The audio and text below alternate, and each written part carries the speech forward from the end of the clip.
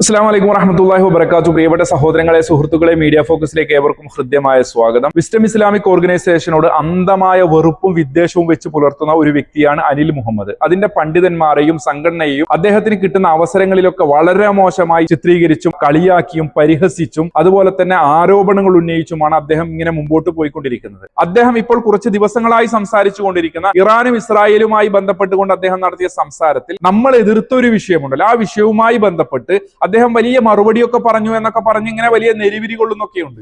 ഞാൻ എന്നാ ഇത് പറഞ്ഞ് എൻ്റെ പോയിന്റ് സ്ഥാപിച്ചു. ഞാൻ ഇനി അതിനെക്കുറിച്ചൊരു വിശദീകരണം ആവശ്യമില്ല, കാരണം എല്ലാവർക്കും ഈ പറഞ്ഞ പോലെ മനസ്സിലായി. അതിൽ ആനന്ദം കണ്ടെത്തുന്ന കുറെ ആളുകളുമുണ്ട്. ഇദ്ദേഹത്തെ ഷെയ്ഖുസ്സമാനായി കൊണ്ട് നടക്കുന്ന കുറെ ആളുകളുണ്ട്. അതിൽ അദ്ദേഹം പറയുന്നതൊക്കെയാണ് ശരി. ഹുസൈൻ സലഫി പറഞ്ഞതൊക്കെ തെറ്റാണ്, മുനീർ ഷറഫി പറഞ്ഞതൊക്കെ തെറ്റാണ്, റമീൽ അബ്ദുള്ള പറഞ്ഞതൊക്കെ തെറ്റാണ്, അതുപോലെ തന്നെ സലഫി പണ്ഡിതന്മാർ പറയുന്നതൊക്കെ തെറ്റാണ്. ഈ പറയുന്ന ഷെയ്ഖുസ്സമാൻ അനിൽ മുഹമ്മദ് പറഞ്ഞതൊക്കെയാണ് ശരി എന്ന് പറയുന്ന കുറെ ആളുകളുണ്ട്. അവരോടൊക്കെ പറയുകയാണ്, ഞാൻ ഈ ചോദിക്കുന്ന ചോദ്യങ്ങൾക്ക് അനിൽ മുഹമ്മദ് കൃത്യവും വ്യക്തവുമായി ഡാറ്റ വെച്ചുകൊണ്ട് സംസാരിച്ചാൽ അനിൽ മുഹമ്മദിനോട് പരസ്യമായി ഞാൻ മാപ്പ് പറയും. കൃത്യമായി അദ്ദേഹം അത് പറയണം, എന്നാൽ ഞാൻ പരസ്യമായി മാപ്പ് പറയും. ഒരു സംശയവും അതിൽ വേണ്ട. അനിൽ മുഹമ്മദിനെ അണ്ണാച്ചി എന്ന് വിളിച്ചപ്പോഴും അനിൽ മുഹമ്മദിനെ അണ്ണ എന്ന് വിളിച്ചപ്പോഴും പല ആളുകൾക്കും പ്രയാസം ഉണ്ടായിട്ടുണ്ടല്ലോ. അവരോടൊക്കെ തന്നെയാണ് ഞാൻ പറയുന്നത്, ഞാൻ അദ്ദേഹത്തോട് പരസ്യമായി മാപ്പ് പറയും. അദ്ദേഹം തെളിവുകൾ വെച്ചുകൊണ്ട് സംസാരിക്കണം. അദ്ദേഹത്തിന്റെ പതിവ് ശൈലി പോലെ ചക്കര എന്ന് പറയുമ്പോൾ കൊപ്പര എന്ന് പറയുന്ന, അരിയത്ര മാപ്പിള എന്ന് ചോദിക്കുമ്പോൾ പയരരഞ്ഞായി എന്ന് പറയുന്ന ആ ഒരു രീതിയല്ല വേണ്ടത്.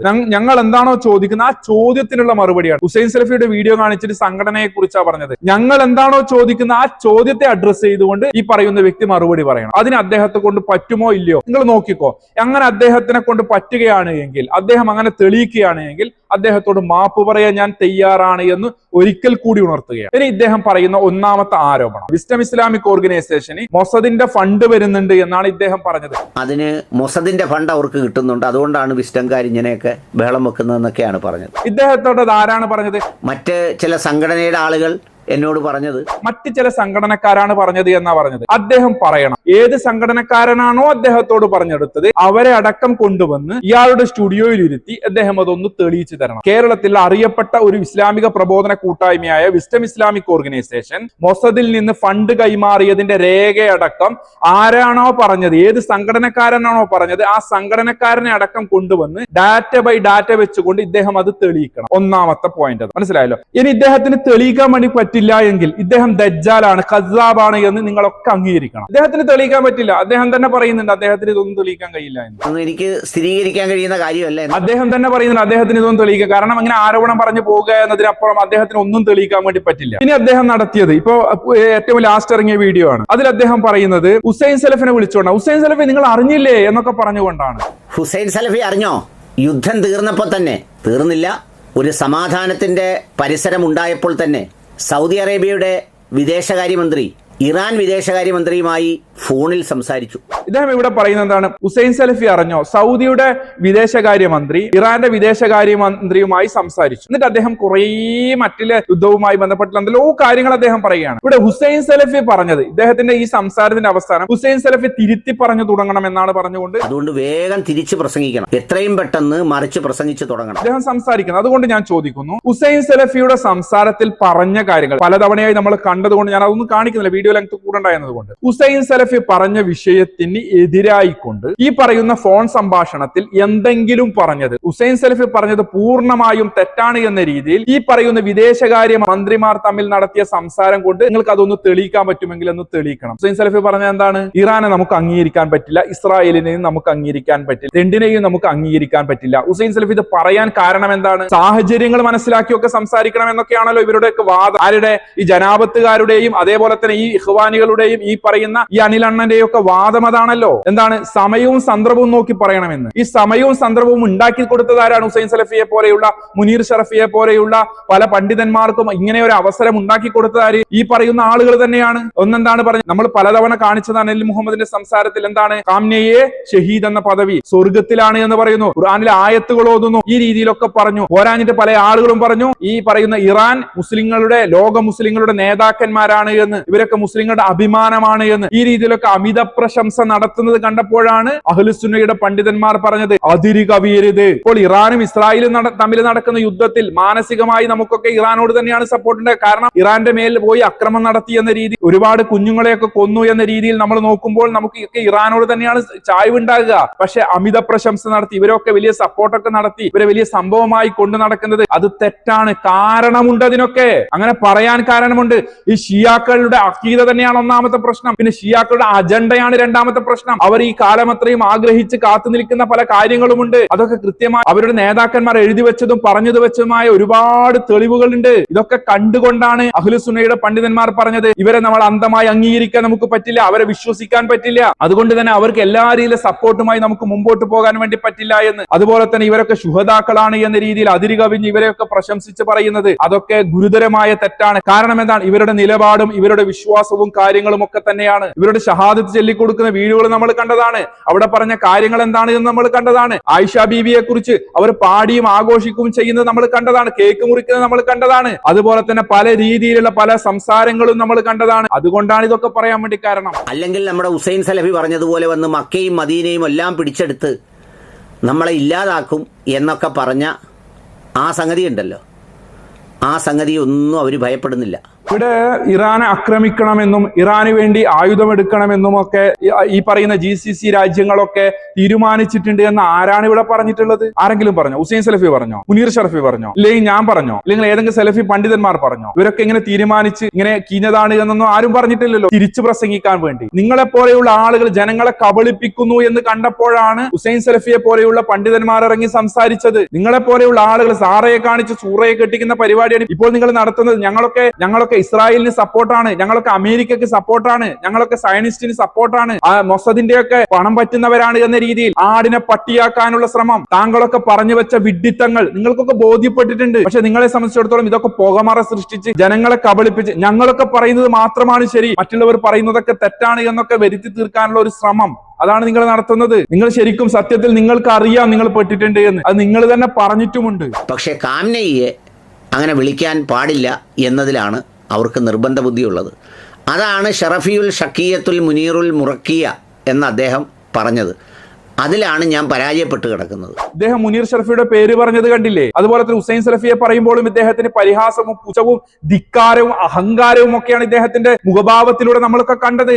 ഇദ്ദേഹം വലിയ എന്തൊക്കെയാണ് എന്നുള്ള അഹന്തയിലാണ് ഈ സംസാരങ്ങളൊക്കെ നടത്തുന്നത്. ഇദ്ദേഹത്തിന് മാന്യമായി പറഞ്ഞൂടെ മുനീർ ഷറഫി പറഞ്ഞു എന്ന്? എന്നാൽ ഇദ്ദേഹത്തിന്റെ മുഹിബ്ബീങ്ങളായ കുറെ ആളുകളുണ്ടല്ലോ, ഇദ്ദേഹം വലിയ സംഭവമാണ്, ഇദ്ദേഹം ഷെയ്ഖുസ്സമാനാണ് എന്ന രീതിയിലൊക്കെ കൊണ്ടു നടക്കുന്ന ആളുകളുണ്ടല്ലോ, അവരാരെങ്കിലും ഇന്നേ വരെ ഇദ്ദേഹത്തോട് പറഞ്ഞോ? അവരൊക്കെ കിതാബ് ഓതി പഠിച്ച പണ്ഡിതന്മാരാണ്, അവർക്ക് കുറച്ചൊക്കെ ബഹുമാനം കാണിക്കുക എന്ന് ആരെങ്കിലും പറഞ്ഞോ? അനിൽ മുഹമ്മദിനെ ഞാൻ അണ്ണ എന്ന് വിളിക്കും, വല്ലാത്ത പ്രയാസമാണ് പല ആളുകൾ. അവർക്കാർക്കും ഈ പറയുന്ന ആളുകളെ ഇദ്ദേഹം പറയുമ്പോൾ ഒരു പ്രയാസവും ഇല്ല. ഇദ്ദേഹത്തിന് എന്താ പ്രത്യേക സംവരണമുണ്ടോ? ഇങ്ങനെ പണ്ഡിതന്മാർക്ക് നേരെയൊക്കെ എന്തും പറയാമെന്നുള്ള ഇദ്ദേഹത്തിന്റെ വീഡിയോകളൊക്കെ പരിശോധിച്ച് ഇദ്ദേഹം വെറുതെ കാടും മൂടും പറയുക. എന്നിട്ട് അതൊക്കെ തന്നെയാണ് ശരി. ഹുസൈൻ സലഫി പറഞ്ഞത് തെറ്റാണ് എങ്കിൽ അത് തെളിയിക്കൂ. ഹുസൈൻ സലഫി പറഞ്ഞത് തെറ്റാണ് എങ്കിൽ ഇദ്ദേഹത്തെ കൊണ്ട് അത് തെളിയിപ്പിക്കൂ, തെളിവുകൾ വെച്ചുകൊണ്ട് തെളിയിപ്പിക്കൂ. മുനീർ ഷറഫി പറഞ്ഞത് തെറ്റാണ് എങ്കിൽ തെളിയിക്കാൻ വേണ്ടി പറ. ഈ പറയുന്ന വിഷയത്തിൽ ഹുസൈൻ സലഫിയും മുനീർ ഷറഫിയും ഒക്കെ പറഞ്ഞതാണല്ലോ ഇദ്ദേഹത്തിന് ഇത്രയും വലിയ പ്രയാസം ഉണ്ടാക്കിയത്. അത് ആരോപണമാണ്, ഷിയാക്കളുടെ പേരിൽ പറഞ്ഞത് ആരോപണമാണ്, അഹ്ലുസുന്നയുടെ അതേ കൂട്ടത്തിൽ പെടുന്നവരാണ് എന്നൊക്കെ തെളിയിക്കാൻ വേണ്ടി പറ ഈ അനിലണ്ണനോട്. അവരൊക്കെ അഹ്ലുസുന്നയുടെ വൃത്തത്തിൽ വരുന്നവരാണ് എന്ന്, അവരുടെ അഖീദ പിഴച്ചതല്ല എന്ന്, അവർ പറയുന്നതൊക്കെ ശരിയാണ് എന്ന്. അബൂബക്കർ സിദ്ദീഖ് റളിയല്ലാഹു അൻഹു, ഉമർ ബിൻ ഖത്താബ് റളിയല്ലാഹു അൻഹു, ആയിഷ ബീവിയും ഇവരൊക്കെ നരകത്തിലാണ് എന്ന് പറയാൻ വേണ്ടി പറ നിങ്ങളുടെ അനിലണ്ണനോട്. അവരൊക്കെ നരകത്തിലാണെന്ന് ഷിയാക്കൾ പറയുന്നത് ശരിയാണെന്ന് പറയാൻ വേണ്ടി പറ. അത് പറയാൻ വേണ്ടി പറ. നിങ്ങൾ വെറുതെ എന്റെ മെക്കിട്ട് കയറിയിട്ട് കാര്യമില്ല. അനിലണ്ണനോട് പറയാം, നിങ്ങളെ വലിയ നേതാവാണല്ലോ, അദ്ദേഹത്തോട് അത് പറയാൻ വേണ്ടി പറ. അതുപോലെ തന്നെ അവരുടെ കാംനയെ എഴുതി വെച്ചതുമായി ബന്ധപ്പെട്ട് മുനീർ ഷറഫി പറഞ്ഞല്ലോ, അത് പൂർണ്ണമായും അനിൽ മുഹമ്മദിന്റെ അനുയായികളും അംഗീകരിക്കുന്നു എന്ന് പറ. അതൊക്കെ അഹ്ലുസുന്ന അംഗീകരിക്കുന്ന വിഷയമാണ് എന്ന് പറയാൻ വേണ്ടി പറ അനിൽ മുഹമ്മദിനോട്. നമ്മൾ പറഞ്ഞത് അതാണല്ലോ, അതൊക്കെ ഞങ്ങൾ അംഗീകരിക്കുന്നതാണ്, അഹ്ലുസുന്ന അംഗീകരിക്കുന്നതാണ് എന്ന് തെളിവുകൾ വെച്ചുകൊണ്ട് സംസാരിക്കാൻ വേണ്ടി പറ. അതാണ് നമുക്ക് കാണേണ്ടത്. അതല്ലാതെ യുദ്ധവുമായി ബന്ധപ്പെട്ട് ഇവിടെ നിലവിൽ എന്തൊക്കെ സംഭവങ്ങൾ നടക്കുന്നു, എന്തൊക്കെ ചർച്ചകൾ നടക്കുന്നു എന്നതൊന്നും നമ്മുടെ വിഷയമല്ലല്ലോ. നമ്മൾ പറഞ്ഞത് എന്താണ്? അവരുടെ അഖീദയുമായി ബന്ധപ്പെട്ട്, അവരുടെ അജണ്ടയുമായി ബന്ധപ്പെട്ട്. അതൊക്കെ തെറ്റാണെങ്കിൽ അതാണ് നമുക്ക് അറിയേണ്ടത്. ഈ അനിൽ മുഹമ്മദ് പെട്ടപ്പോൾ, ഇപ്പോൾ നേരത്തെ പറഞ്ഞു ഞാൻ പെട്ടു എന്ന്, ആ പെട്ട സമയത്ത് അദ്ദേഹം സൗദിയിലെ ഒരു പണ്ഡിതന്റെ സംസാരം കാണിച്ചുകൊണ്ട് ചില കാര്യങ്ങളൊക്കെ പറഞ്ഞിട്ടുണ്ട്. തനി ദജ്ജാലിന്റെ പണിയാണ് ഇദ്ദേഹം എടുക്കുന്നത്. ആഖിർ സമാനിൽ ചില ദജ്ജാലുകൾ വരുമെന്ന് പറഞ്ഞല്ലോ. യഖൂനു ഫി ആഖിർ സമാനി ദജ്ജാലൂന കസ്സാബൂന എന്ന് പറഞ്ഞ് ആ ദജ്ജാലിന്റെ പണിയാണ് അനിൽ മുഹമ്മദ് എടുക്കുന്നത്. ഈ കഴിഞ്ഞ ഫെബ്രുവരിയിൽ മദീനയിൽ ഇമാമായി ചാർജ് എടുത്ത ഇമാം ഷെയ്ഖ് സാലിഹ് അൽ മിഗാമസി എന്ന് പറയുന്ന മദീനയിലെ ഇമാമിൻ്റെ ഒരു സംഭാഷണം കേട്ടത്. ഈ മറ്റേ ഭ്രാന്തൻ എന്നോട് ചോദിക്കുന്നുണ്ട്, അറബ് അറിയാമോ, അറബ് കേട്ടിട്ടുണ്ടോ, സൗദി പറയുന്നത് കേട്ടിട്ടുണ്ടോ എന്നൊക്കെ പറഞ്ഞു. ദേണ്ടേ, ഇതാണ് ആ സ്ഥിതി.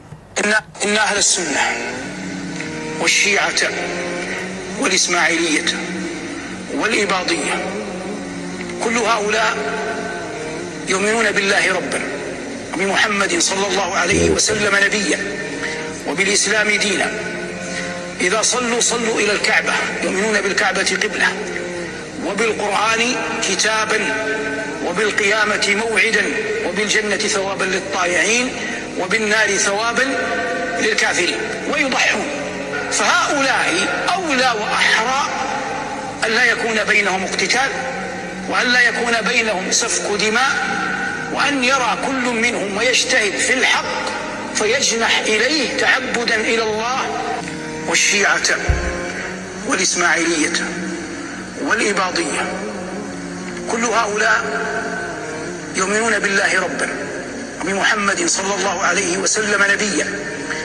ഇത് മദീനയിലെ ഇമാം, ഞാൻ നേരത്തെ പറഞ്ഞ ഷെയ്ഖ് സാലിഹ് അൽ മഖാമസി എന്ന് പറഞ്ഞ അദ്ദേഹത്തിൻ്റെ പ്രഭാഷണമാണ്. അദ്ദേഹം പറയുന്നത് എന്താണെന്നറിയോ? സുന്നികൾ, ഷിഈ വിശ്വാസക്കാർ, പിന്നെ അതുകൂടാതെ ഇസ്മായിലിയാക്കൾ എന്ന് പറഞ്ഞാൽ ഈ ഷിഈ വിഭാഗത്തിലെ ഒരു വിഭാഗമാണെന്നാണ് പറയുന്നത്. നമ്മൾ ഈ അഖാഖാൻ എന്നൊക്കെ പറയുന്നത് പോലെ. പിന്നെ അബാലിയാക്കൾ എന്ന് പറയുന്ന ഒരു വിഭാഗത്തെക്കുറിച്ച് പറയുന്നുണ്ട്. അത് ഒമാനിലെ കാണുന്ന ഒരു സവിശേഷമായ വിഭാഗത്തിൽ വരുന്ന, ഒമാനിലൊക്കെ കാണാറുള്ള വിഭാഗമാണ്. ഇവരെല്ലാവരും അള്ളാഹു റബ്ബാണെന്നും പ്രവാചകൻ ആണ് അന്തിമ പ്രവാചകനായ മുഹമ്മദ് നബി സല്ലല്ലാഹു അലൈഹി വസല്ലമയെന്നും കഅബയെ കിബിലയായി അംഗീകരിക്കുന്നവരും ഖുർആനിൻ്റെയും പരലോകത്തിൻ്റെയും സ്വർഗത്തിൻ്റെയും ഒക്കെ കാര്യത്തിൽ വിശ്വാസം പുലർത്തുന്ന, ചേർന്ന് പോകേണ്ട ധാരകളാണ് എന്നാണ് അദ്ദേഹം പറയുന്നത്. അപ്പൊ അഹ്ലുസുന്നന്റെ വൃത്തത്തിലേക്ക് ഇങ്ങനെ അനിൽ മുഹമ്മദ് ഇങ്ങനെ അവരെയൊക്കെ കൊണ്ടുവന്ന്, ഷിയാക്കളെയൊക്കെ കൊണ്ടുവന്ന് ഇങ്ങനെ കയറ്റി വെച്ചിരിക്കുകയാണ്. പറഞ്ഞത് മദീനയിലെ പണ്ഡിതൻ, അതേ മദീനയിലെ പണ്ഡിതൻ തന്നെ ഇനി പറയുന്നത് നിങ്ങൾ കേട്ടോ. عادت مسألة دولية لم يعد حظ السنة فيها هو الحظ الأكبر، وإنما سيتقاسم الشيعة الحظ في الحرمين مثل الحظ في مثل حظ أهل السنة، فيصبح ينادى في الحرمين بلعن أبي بكر وعمر والبراءة منهما وأنهما الجبت والطاغوت، وهذا لا يمكن أن يقبله مسلم. إذن المملكة العربية السعودية اليوم بحماها للحرمين وعدم تمكينها من الوصول من إيران.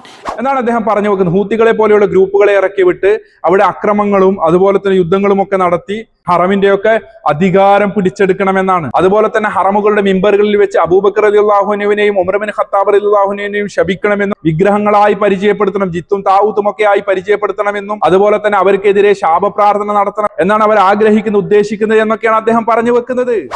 يكاد بعضهم ينزل آل بيت رسول الله صلى الله عليه وسلم منزلة الله جل وعلا، يقول قائلهم إنا لله وإنا إليه راجعون هي مثل إنا للحسين وإنا إليه راجعون. إذن إيران تستغل المذهب الشيعي جعل مطية حتى ما يبث. അദ്ദേഹം പിന്നെ തുടർന്ന് പറയുന്ന ഷിയാക്കളുടെ വാദമായിക്കൊണ്ട് എന്താണ്, സല്ലല്ലാഹു അലൈഹി വസല്ലമയെ കുടുംബത്തെ അള്ളാഹുവിലേക്ക് ഉയർത്തുകയാണ്. ഇന്നാ ലില്ലാഹി വ ഇന്നാ ഇലൈഹി റാജിഊൻ എന്നെടുക്കെ ഇന്നാ ലിൽ ഹുസൈൻ വ ഇന്നാ ഇലൈഹി റാജിഊൻ എന്നാക്കുകയാണ്. അതായത് ഞങ്ങൾ ഹുസൈനിലേക്ക് മടങ്ങുന്നു എന്ന രീതിയിലേക്ക്. ഇതൊക്കെ നമ്മുടെ ഈ അനിൽ മുഹമ്മദ് അംഗീകരിക്കുന്നതാണോ? എങ്കിലൊന്ന് പറയണം. അനിൽ മുഹമ്മദിന്റെ ആളുകൾ അംഗീകരിക്കുന്നതാണോ? എങ്കിലൊന്നൊക്കെ പറയണം. നമുക്കിതൊക്കെ അറിയണം. നിങ്ങളുടെ വാദം അങ്ങനെ തന്നെയാണ്. ഹുസൈൻ സലഫി ഒക്കെ പറയുന്നത് തെറ്റാണല്ലോ, മുനീർ ഷറഫി ഒക്കെ പറഞ്ഞത് തെറ്റാണല്ലോ, ഈ പറയുന്ന ഷിയാക്കളാണല്ലോ ശരി, അനിൽ മുഹമ്മദ് പറഞ്ഞതാണല്ലോ ശരി, എങ്കിൽ നിങ്ങൾ അതൊന്നും പറയണം. ഈ പറയുന്നതൊക്കെ ശരിയാണ്, ഇങ്ങനെ തന്നെയാണ് പറയേണ്ടത്. ഖുർആൻ നമ്മളോട് പറഞ്ഞല്ലോ, എന്താണ് മുസീബത്ത് ഉണ്ടായി കഴിഞ്ഞാൽ ഇന്നാ ലില്ലാഹി വ ഇന്നാ ഇലൈഹി റാജിഊൻ എന്ന് പറയും, അള്ളാഹുലേക്ക് ഞങ്ങൾ മടങ്ങുന്നു എന്ന് പറയുന്നു എന്ന് പറഞ്ഞല്ലോ. ആ പറഞ്ഞതല്ല ശരി. ശരി ഏതാണ്? ഹുസൈനിലേക്ക് മടങ്ങുന്നു എന്നതാണ് ശരിയെന്ന് നിങ്ങൾ പറ. ഈ പറയുന്ന നിങ്ങളുടെ ഷെയ്ഖുസ്സമാൻ അനിൽ മുഹമ്മദിനോട് നിങ്ങൾ പറയാൻ വേണ്ടി പറ. എന്നോട് ദേഷ്യം പിടിച്ചിട്ട് കാര്യമില്ല. അനിൽ മുഹമ്മദ് പറഞ്ഞത് അതിര് കവിച്ചലാണ്. പണ്ഡിതന്മാരുടെ മെക്കിട്ട് കയറിയിട്ടും കാര്യമില്ല. പണ്ഡിതന്മാരെ കളിയാക്കിയത് കൊണ്ടോ പണ്ഡിതന്മാരെ ജൂതചാരന്മാരാണെന്ന് പറഞ്ഞതിനെ കൊണ്ടോ കാര്യമില്ല. പണ്ഡിതന്മാർ പറഞ്ഞതിനെ നേർക്ക് നേരെ ഗണ്ണിക്കാനുള്ള ചങ്കൂറ്റം അനിൽ മുഹമ്മദിനോ അനിൽ മുഹമ്മദിന്റെ വാലാട്ടികൾക്കോ ഉണ്ട് എങ്കിൽ അതാണ് നമുക്ക് കാണേണ്ടത്. അതല്ലാതെ എന്തെങ്കിലും പറഞ്ഞു പോകുകയല്ല വേണ്ടത്. നിങ്ങൾ അനിൽ മുഹമ്മദിനെ എടുത്ത് തലമ വെച്ച് നടന്നോ, അതിനും ഞങ്ങൾക്ക് പ്രയാസമൊന്നുമില്ല. പക്ഷെ ഞങ്ങൾക്കെതിരെ സംസാരിക്കുമ്പോൾ നേർക്ക് നേരെ സംസാരിക്കാൻ അനിൽ മുഹമ്മദിനോട് നിങ്ങൾ പറയണം. അതല്ലാതെ വളഞ്ഞു തിരിഞ്ഞു മൂക്കുപിടിക്കുകയല്ല വേണ്ടത്. അതാണ് ഞങ്ങൾക്ക് നിങ്ങളോട് പറയാനുള്ളത്. ഇനി തുടർന്ന് അദ്ദേഹം പറയുന്നത് കൂടി കേൾക്കാം. أن إيران تتعمد تهديد المملكة العربية السعودية. أي نعم، بعض مما ذكرناه، ونحن نحتاج الآن يعني إلى ذكر قرائن تثبت أنهم لا يريدون بالمسلمين خيرا. فقد تسلطوا على العراق بعد سقوط حكم صدام.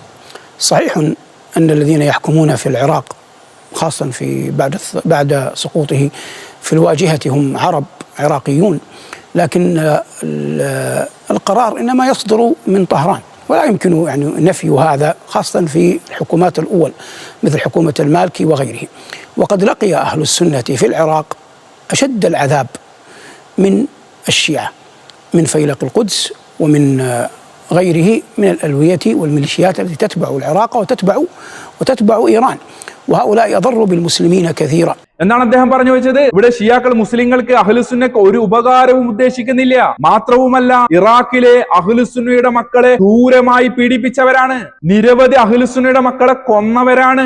മാത്രവുമല്ല, അവിടെ നിന്ന് അഹ്ലുസുന്നയെ പൂർണ്ണമായും നീക്കം ചെയ്ത് ഇബാദത്ത് നടത്തി അവിടെ ഷിയാക്കളുടെ പതാക സ്ഥാപിക്കണമെന്ന് ആഗ്രഹിക്കുന്നവർ ഉദ്ദേശിക്കുന്നവരാണ് ഇവരെയാണ് വലിയ ഹോജരാജാക്കന്മാരായി മുസ്ലിങ്ങളുടെ നേതാക്കന്മാരായി അനിൽ മുഹമ്മദിനെ പോലെയുള്ള ആളുകൾ വാഴ്ത്തപ്പെടുന്നത്. ഇവരൊക്കെ അഹ്ലുസുന്നയുടെ ആളുകളായിട്ടാണ് ഇവരൊക്കെ വരവ് വെക്കുന്നത്. ഇത്തരത്തിലുള്ള ചരിത്രബോധമില്ലാത്ത, കൃത്യമായി ധാരണയില്ലാത്ത, പ്രമാണവുമായി യാതൊരു ബന്ധവുമില്ലാത്ത, തന്റെ തൊള്ളയിൽ തോന്നുന്നൊക്കെ സോഷ്യൽ മീഡിയ വഴി ഛർദ്ദിക്കുന്ന അനിൽ മുഹമ്മദിനെ പോലെയുള്ള ആളുകൾക്കെതിരെ അഹ്ലുസുന്നയുടെ പണ്ഡിതന്മാർ സംസാരിക്കാനുള്ള കാരണം ഇതാണ്. നമ്മൾ അതാണ് മനസ്സിലാക്കി വെക്കേണ്ടത്. അതുകൊണ്ട് സഹോദരങ്ങളെ, കാര്യങ്ങൾ വ്യക്തമായി പഠിക്കാൻ വേണ്ടി ശ്രമിക്കുക. സൗദിയിലും ഈ പറയുന്ന ബഹ്റൈനിലും മറ്റു പല രാജ്യങ്ങളിലും ഇവർക്ക് പള്ളികളുണ്ട്. ഷിയാക്കൾക്ക് അവരുടെ മതപഠനത്തിനുള്ള അനുവാദം കൊടുത്തിട്ടുണ്ട്. മതപണ്ഡിതന്മാരുണ്ട്.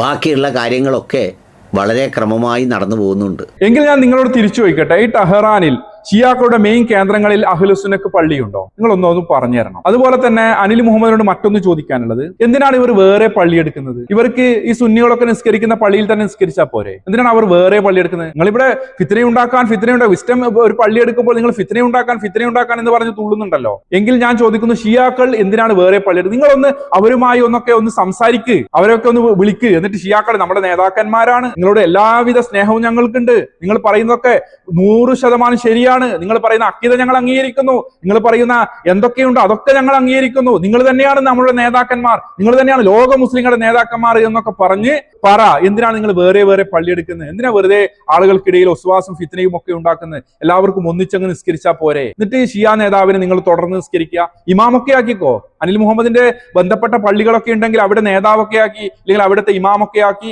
ഈ പറയുന്ന ഷിയ നേതാക്കന്മാരെ, ഇവരുടെ ഇമാമുമാരെ, ഖത്തീബന്മാരെ, അതുപോലെ തന്നെ ഇവരുടെ പണ്ഡിതന്മാരൊക്കെ ഉണ്ടല്ലോ, അവരെയൊക്കെ കൊണ്ടുവരിക, അതിന്റെ ക്ലാസ് എടുപ്പിക്കുക, ഇങ്ങനെയൊക്കെ കാര്യങ്ങളൊക്കെ ചെയ്യുക. നല്ല ഐക്യത്തിലൂടെ, സൗഹാർദ്ദത്തിലൂടെ അനിൽ മുഹമ്മദും അനിൽ മുഹമ്മദിന്റെ അനുയായികളും ഒക്കെ ഇങ്ങനെ മുമ്പോട്ട് പോവുക. അതുകൊണ്ട് അനിൽ മുഹമ്മദിന്റെ അനുയായികളും ഞാൻ ഈ ചോദിച്ച ചോദ്യങ്ങൾക്ക് മറുപടി ഉണ്ട് എങ്കിൽ ഒന്ന് പറ. ഞങ്ങൾക്ക് അതൊക്കെ ഒന്ന് അറിയണം. വെറുതെ ഞങ്ങളുടെ മെക്കിട്ട് കയറിയിട്ട് ഞങ്ങൾ ഇസ്രായേലിനോട് സപ്പോർട്ടാണ്, അമേരിക്കയോട് സപ്പോർട്ടാണ്, ജൂതന്മാരുടെ ചാരന്മാരാണ്, അതുപോലെ തന്നെ മൊസാദിൽ നിന്ന് ഫണ്ട് പറ്റുന്നവരാണ് എന്ന രീതിയിൽ ആരോപണങ്ങൾ ഉന്നയിച്ച് ആളായ്മത്തരം നടത്തുന്നതിനപ്പുറം നിങ്ങൾക്ക് ഞങ്ങൾ ചോദിക്കുന്നതിന്, ഞങ്ങൾ പറയുന്നതിന് ഗണ്ണനമുണ്ട് എങ്കിൽ അത് പറ. അതാണ് ഞങ്ങൾക്ക് കാണേണ്ടത്. അതല്ലാതെ താങ്കളുടെ തൊള്ളപടായിയല്ല ഞങ്ങൾക്ക് കാണേണ്ടത്. ഞങ്ങൾ എന്താണോ പറയുന്നത് അതിനെ അഡ്രസ് ചെയ്തുകൊണ്ട് സംസാരിക്കാതെ മറ്റെന്തെങ്കിലും പറഞ്ഞ് ഇങ്ങനെയൊക്കെയാണ് പറയുന്നത്, അതുകൊണ്ട് നിങ്ങൾ പറയുന്നത് തെറ്റാണ്, നിങ്ങൾ പറയുന്നതൊന്നും ശരിയല്ല, ഞങ്ങൾ പറയുന്നതാണ് ശരി, അനിൽ മുഹമ്മദ് പറയുന്നതാണ് ശരി എന്ന് പറഞ്ഞ് ആശ്വാസം കണ്ടെത്തുന്നവരോടൊക്കെ പറയാനുള്ളത് ഇത് തന്നെയാണ്. അതുകൊണ്ട് സെൽഫികളായ ആളുകളോട് പറയാനുള്ളത്, ഇദ്ദേഹത്തെ പോലെയുള്ള ആളുകളുടെ വീഡിയോക്ക് ചുവടെ പോയി കമന്റ് ഇട്ട് നിങ്ങളുടെ സമയം നിങ്ങൾ കളയരുത്. ഒരിക്കലും നിങ്ങൾ ചോദിക്കുന്നതിനൊന്നും അദ്ദേഹം മറുപടി പറയില്ല. അതൊന്നും അദ്ദേഹത്തിന് അറിയത്തില്ല.